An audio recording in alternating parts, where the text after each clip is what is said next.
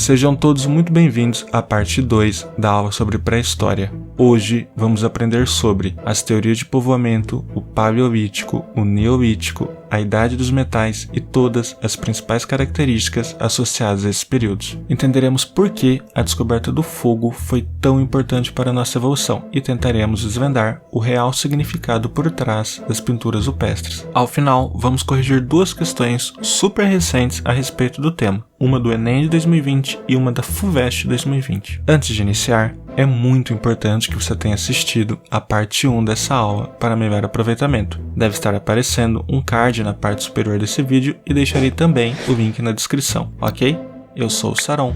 Vamos ao que interessa?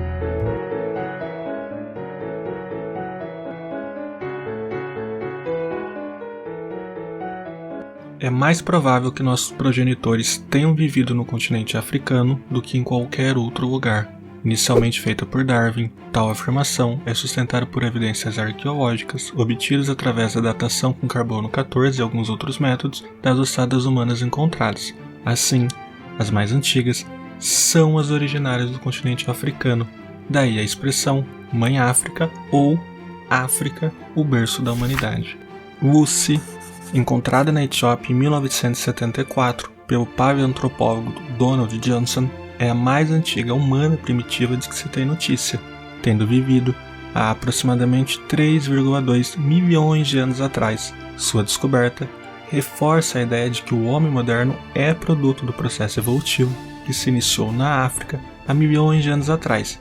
A título de curiosidade, o nome do fóssil Lucy teria sido influenciado pela música Lucy in the Sky with Diamonds, dos Beatles, perdoe-me o inglês, com o qual o professor Johnson e seu assistente teriam comemorado a descoberta. Sabendo a origem do ser humano, vamos aprender agora como se deu o povoamento da América. Pessoal, antes de mais nada, é preciso destacar que não há uma única teoria para explicar todo esse processo, muito menos a confirmação absoluta de uma delas. O que existe são indícios, descobertas e estudos que apontam aquilo que mais provavelmente aconteceu no processo de evolução do homem. Dentre as teorias, duas são as mais cobradas em provas. São elas a teoria de Bering e a teoria malaio-polinésia. De acordo com a teoria de Bering, o homem teria chegado à América através do Estreito de Bering, localizado entre a Sibéria, na Rússia, e o Alasca, nos Estados Unidos. Segundo essa teoria, a chegada do homem ao continente americano ocorreu há aproximadamente 50 mil anos atrás, quando nômades asiáticos atravessaram o estreito, que encontrava-se congelado em razão de um período glacial, que resultou na formação de uma ponte natural de gelo entre os dois pontos. Pessoal, a gente acabou de utilizar o termo período glacial, que nada mais é que o nome dado ao ciclo de resfriamento do planeta, momento em que densas camadas de gelo recobrem pequenas ou grandes porções de terras e congelam os oceanos em determinadas regiões. Inclusive, o filme A Era do Gelo retrata a última glaciação que ocorreu e a migração do ser humano através do Estreito de Bering. Na imagem, observamos o processo de degelo das camadas que interligavam o continente asiático ao americano.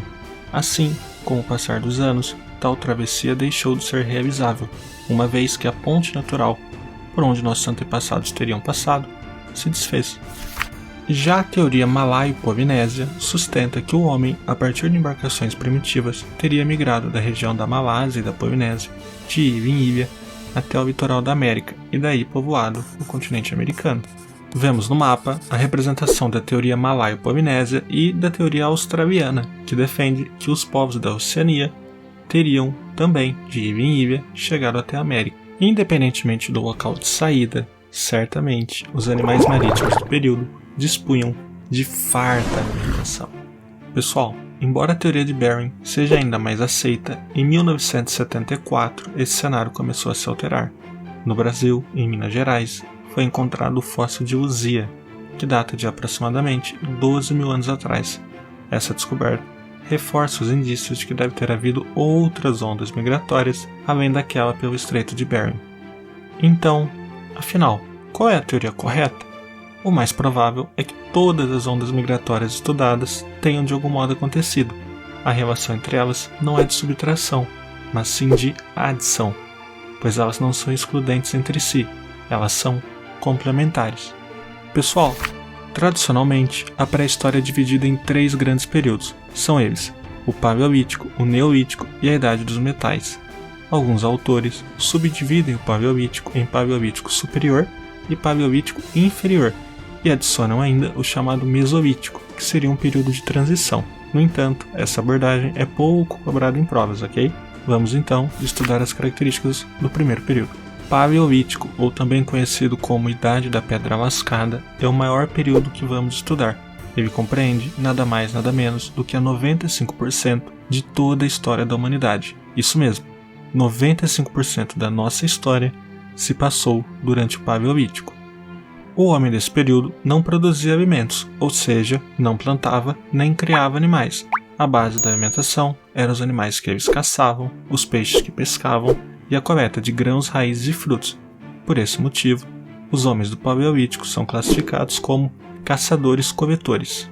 Eram, portanto, nômades e passavam boa parte de suas vidas migrando de região em região em busca de comida e abrigo. Inclusive, não sabiam construir casas. Viviam, então, em cavernas para se protegerem de animais e de eventos climáticos, como geada, chuva, tempestades, frio, etc. 2 características se destacam, tanto em importância quanto em cobrança em provas em relação ao Paleolítico. São elas: o domínio do fogo e as pinturas rupestres. O fogo foi um dos principais avanços da humanidade. Com o seu descobrimento, o homem agora podia cozinhar seu alimento, se proteger de animais perigosos e se aquecer em invernos rigorosos. Serviu também para auxiliar na sua locomoção, uma vez que agora poderiam utilizá-lo para iluminar o caminho por onde passavam, o que resultou em mais segurança e agilidade em seus deslocamentos. As pinturas rupestres são as mais antigas manifestações artísticas da humanidade e fonte de grande interesse de estudo da história. É através delas que a gente pode tentar intuir, interpretar e entender aspectos da vida daqueles que viveram há tantos anos atrás. É provável que nunca tenhamos certeza absoluta do real significado dessas pinturas, mas a gente pode tentar destacar algumas características mais marcantes, como a representação de cenas do cotidiano e de situações de caça. Outra tendência aponta que as pinturas funcionavam como uma espécie de ritual mágico. O homem pré-histórico não estava desenhando o que tinha acontecido, mas sim o que gostaria que acontecesse, e desenhar isso na parede era como fazer um feitiço para que suas caças fossem bem-sucedidas. Neolítico, ou também chamado de Idade da Pedra Polida, foi um marco na história da humanidade. A partir da observação e compreensão de alguns fenômenos naturais, o homem acabou por conseguir desenvolver a agricultura, episódio que ficou conhecido como Revolução Agrícola. Tal fato é de suma importância para entender o processo de sedentarização das comunidades humanas. Agora não era mais necessário migrar em busca de alimento. Era possível plantar e aguardar em determinado local a época da colheita. Assim, o homem do Neolítico conseguiu se sedentarizar. É importante destacar que a pesca, a caça e a coleta não deixaram de existir, inclusive existe até hoje. Apenas passaram a ser realizados paralelamente à agricultura. Esses 2 eventos, a agricultura e a sedentarização, resultaram num grande crescimento populacional, muito favorecido pelo aumento da expectativa de vida, fato que ficou conhecido como Revolução Urbana. Outro ponto de destaque do Neolítico foi o processo de domesticação dos animais, que agora poderiam ser utilizados, tanto para alimentação quanto para o auxílio no trabalho e em deslocamentos. É desse período também o desenvolvimento da tecelagem. Agora, o homem já conseguia produzir melhores roupas para se proteger do frio e de outras adversidades climáticas. Outra importante característica do Neolítico foi o desenvolvimento da cerâmica, como ferramenta para armazenar o excedente de produção agrícola que posteriormente poderia ser utilizado em trocas com outras comunidades. A partir do momento que o conceito de trocas foi introduzido, surgiu as hierarquias sociais, o trabalho foi dividido conforme o gênero e a sociedade patriarcal começou a se desenvolver. Pessoal, o Neolítico é muito conhecido pelos chamados monumentos megalíticos, ou seja, grandes construções de pedra cujo real significado ainda permanece um mistério, muito embora especule-se que teriam sido construídos para a realização de cultos religiosos, cerimônias de sepultamentos dos mortos ou rituais místicos. As diferenças entre o Paleolítico e o Neolítico são muito cobradas em provas. As questões, sempre que possível, tentam confundir o candidato, invertendo características ou atribuindo acontecimentos a determinado período que na verdade aconteceram em outro. Então, para não errar mais esse tipo de questão, são características do Paleolítico: o nomadismo, o comportamento caçador-coletor e o domínio do fogo. Já do Neolítico são características: o sedentarismo, a agricultura, a revolução urbana e a cerâmica. Importante destacar que o desenvolvimento tanto das pinturas rupestres quanto das esculturas aconteceu em ambos os períodos. Exemplo disso é a Vênus de Willendorf, que data de aproximadamente 20 mil anos antes de Cristo. A Idade dos Metais é o último período da pré-história e também o mais curto. O desenvolvimento da metalurgia e a expansão das técnicas de fundição resultaram no aprimoramento da produção de armas a serem usadas na caça e de ferramentas utilizadas na agricultura. Assim, houve uma expansão na produção agrícola devido à maior eficiência dos instrumentos utilizados. Tal avanço tecnológico implicou ainda no processo de especialização do trabalho e no surgimento dos primeiros ofícios. Assim, aquelas comunidades cada vez mais sofisticavam suas relações sociais e não demorou para que surgissem as primeiras cidades. Desse momento em diante, era questão de tempo para o surgimento da escrita como ferramenta para organizar as relações sociais e normatizar a vida em sociedade. Pessoal, estamos nos encaminhando para o final da aula, mas antes é importante fazermos alguns destaques. Primeiro, o ser humano nunca conviveu com dinossauros. Estamos separados por milhões e milhões de anos deles, ok? Segundo, da tragédia acontecida no Museu Nacional, o fóssil de Luzia que lá estava foi afetado, mas conseguiu se salvar. Como bônus, indicamos o filme 2001, Uma Odisseia no Espaço, de Stanley Kubrick, que além de clássico absoluto do cinema, traz algumas reflexões sobre a pré-história, mostrando a evolução intelectual do homem nesse período. Vale lembrar a possibilidade de cobrança desse assunto em provas, mas em outras disciplinas também, como por exemplo, língua portuguesa, ao utilizar elementos característicos da pré-história para propor reflexões críticas sobre comportamentos do presente. Pessoal, para finalizar a aula, vamos resolver duas questões, uma do Enem de 2020 e outra da FUVEST, também de 2020, que abordam a chamada pré-história. Então vamos lá. Questão 1.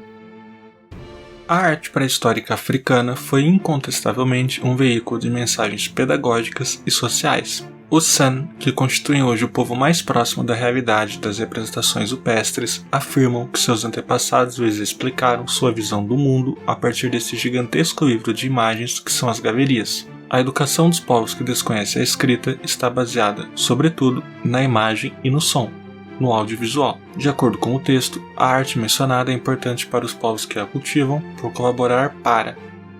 Pessoal, vamos por partes aqui. A pergunta é a seguinte, de acordo com o texto, a arte mencionada é importante para os povos que a cultivam por colaborar para... Então a primeira coisa, qual que é a arte mencionada? É a arte rupestre. E por que ela é importante? Ora, como a gente estudou, ela foi de fundamental importância para a comunicação de experiências, estratégias e símbolos. Portanto, a alternativa A diz que a transmissão dos saberes acumulados é o gabarito da questão. Mas vamos verificar nas outras alternativas aonde se encontram os erros. Então, alternativa B, expansão da propriedade individual. Naquele momento, durante a pré-história, ainda não havia o conceito de propriedade individual. As propriedades eram coletivas. Alternativa C, ruptura da disciplina hierárquica.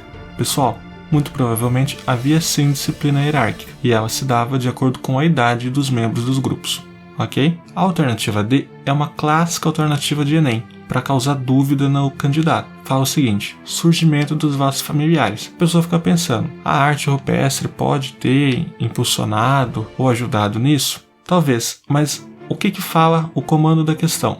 De acordo com o texto, no texto não há nenhuma menção a laços familiares, então a gente não tem como marcar essa alternativa, ok? A alternativa E fala o seguinte, rejeição de práticas exógenas.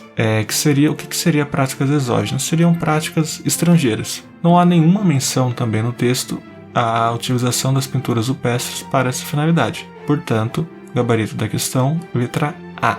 Número 2. Uma questão muito interessante da FUVEST, que aborda um pouco de atualidade ao falar da tragédia acontecida no Museu Nacional em 2018 e, ao mesmo tempo, cobra conhecimento do candidato a respeito das teorias de povoamento da América. Então vamos lá. Pesquisadores do Museu Nacional, no Rio de Janeiro, encontraram o crânio e uma parte do fêmur de Luzia, o esqueleto humano mais antigo descoberto na América, que revolucionou as teorias científicas sobre a ocupação do continente. Os fósseis foram achados há alguns dias, não foi divulgado quando, junto aos escombros do edifício, parcialmente destruído por um incêndio em 2 de setembro. O crânio está fragmentado porque a cova que mantinha os seus pedaços juntos se foi com o Cauã, mas a equipe está bastante otimista em suas condições. A alternativa A diz o seguinte: o esqueleto de Luzia, adquirido por Dom Pedro II em 1876, foi incorporado à sua coleção pessoal, a mesma que deu origem ao Museu Nacional no período republicano. Pessoal, aqui temos 2 erros. Primeiro, o fóssil foi descoberto apenas no início dos anos 1970, muito tempo depois da morte de Dom Pedro II. Segundo erro, o Museu Nacional foi criado em 1818, durante o período joanino, e não no período republicano. Portanto, alternativa incorreta. Letra B. O esqueleto de Luzia, descoberto na década de 1970 em Minas Gerais, permitiu questionar a teoria de que a ocupação das Américas se deu por apenas uma onda migratória. Conforme aprendemos na aula de hoje, de fato, a descoberta de Luzia impulsionou os questionamentos sobre a ideia de uma povoação única ocorrida pelo Estreito de Bering, abrindo espaço para que outras teorias tentassem explicar esse povoamento. Portanto, a letra B é o gabarito da questão. C. O esqueleto de Luzia, estudado por diferentes equipes de antropólogos, comprovou que grupos saídos diretamente da África foram os primeiros habitantes das Américas. Pessoal, a descoberta de Luzia não comprovou nada, apenas abriu espaço para o questionamento de pontos da teoria então vigente, indicando outras possibilidades de explicação do processo de povoamento, ok? Alternativa D. O esqueleto de Luzia, encontrado na atual Serra da Capivara, no estado do Piauí, pertenceu à cultura que elaborou suas famosas pinturas rupestres. O fóssil de Luzia foi encontrado no estado de Minas Gerais, conforme a gente viu em aula, e não no estado do Piauí. Portanto, alternativa errada. Por fim, letra I. O esqueleto de Luzia, mantido em uma coleção particular fora do país, estava exposto para a comemoração dos 150 anos da passagem de Charles Darwin pelo Brasil. O erro da alternativa é afirmar que Luzia encontrava-se em uma coleção particular fora do país, quando na verdade estava exposto desde seu descobrimento no Museu Nacional, conforme descrito pelo próprio texto da questão. Portanto, a alternativa é incorreta.